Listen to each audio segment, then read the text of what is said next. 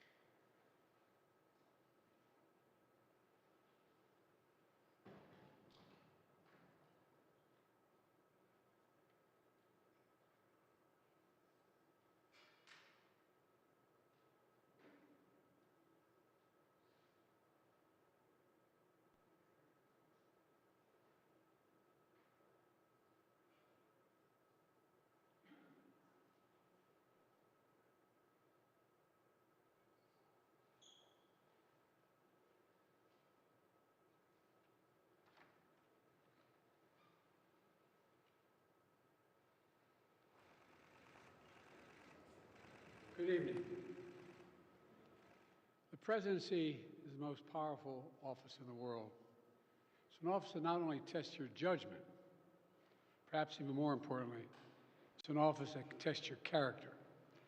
Because you not only face moments when you need the courage to exercise the full power of the presidency, you also face moments where you need the wisdom to respect the limits of the power of the office of the presidency.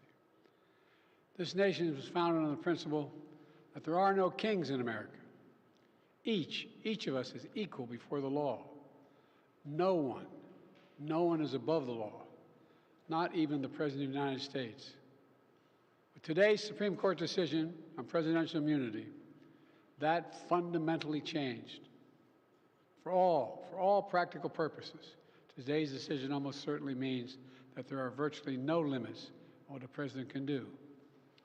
This is a fundamentally new principle, and it's a dangerous precedent, because the power of the office will no longer be constrained by the law, even including the Supreme Court of the United States. The only limits will be self-imposed by the president alone. This decision today has continued the court's attack in recent years on a wide range of long-established legal principles in our nation, from gutting voting rights and civil rights, to taking away a woman's right to choose, to today's decision that undermines the rule of law of this nation. Nearly 4 years ago, my predecessor sent a violent mob to the U.S. Capitol to stop the peaceful transfer of power. We all saw it with our own eyes. We sat there and watched it happen that day. Attack on the police, the ransacking at the Capitol, A mob literally hunting down the House Speaker, Nancy Pelosi. Gallows erected to hang the Vice President, Mike Pence. I think it's fair to say it's one of the darkest days in the history of America. Now the man who sent that mob to the U.S. Capitol is facing potential criminal conviction for what happened that day. And the American people deserve to have an answer in the courts before the upcoming election. The public has a right to know the answer about what happened on January 6th before they are asked to vote again this year. Now, because of today's decision, that is highly, highly unlikely. It's a terrible disservice to the people of this nation. So now the American people have to do what the courts should have been willing to do, but will not. The American people have to render a judgment about Donald Trump's behavior. The American people must decide whether Donald Trump's assault on our democracy on January 6th makes him unfit for public office in the highest office in the land. The American people must decide if Trump's embrace of violence to preserve his power is acceptable. Perhaps most importantly, the American people must decide if they want to entrust the President once again, the presidency, to Donald Trump, now knowing he'll be even more emboldened to do whatever he pleases whenever he wants to do it. You know, at the outset of our nation, it was the character of George Washington, our first president, to define the presidency. He believed power was limited, not absolute, and that power always resides with the people, always.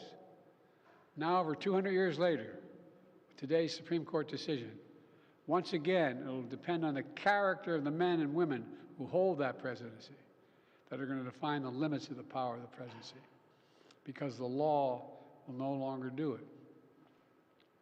I know I will respect the limits of the presidential powers I have for 3.5 years, but any president, including Donald Trump, will now be free to ignore the law.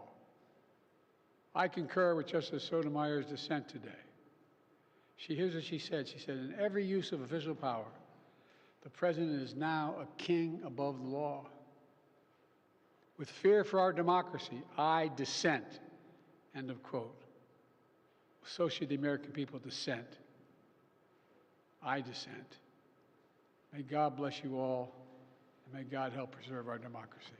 Thank you. And may God protect our troops. Why are you the best Democrat to beat Trump? What makes you so confident you should be the president? What advice did your family give you as president?